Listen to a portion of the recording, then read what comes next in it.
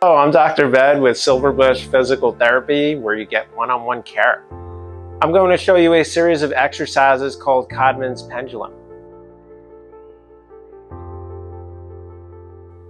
These exercises are passive range of motion exercises meant to be done pain-free. They are typically the first exercises assigned by your surgeon after a procedure. And they're also great exercise to do just after a new injury where your shoulder's gotten locked up. It's very important to get the shoulder moving again to prevent it from having something happen called frozen shoulder. So let's get started. The first exercise I'm going to show you is basically involves moving your arm back and forth into shoulder flexion and extension.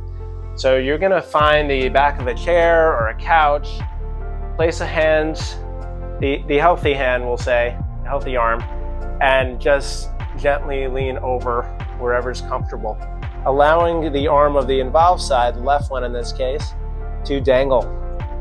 Now this exercise is passive, as I said, so you're going to gently sway your body back and forth to allow the arm to move on its own. Okay, you'll do about 20 reps here.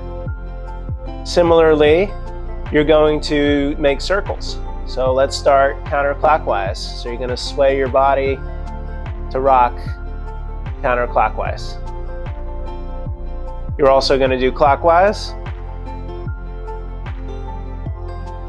as well as side to side. So just kind of swinging your body back and forth.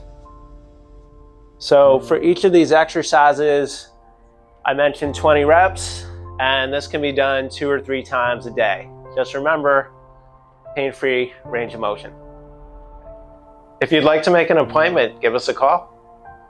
And if you can support our channel, we'd appreciate it. Click the link below.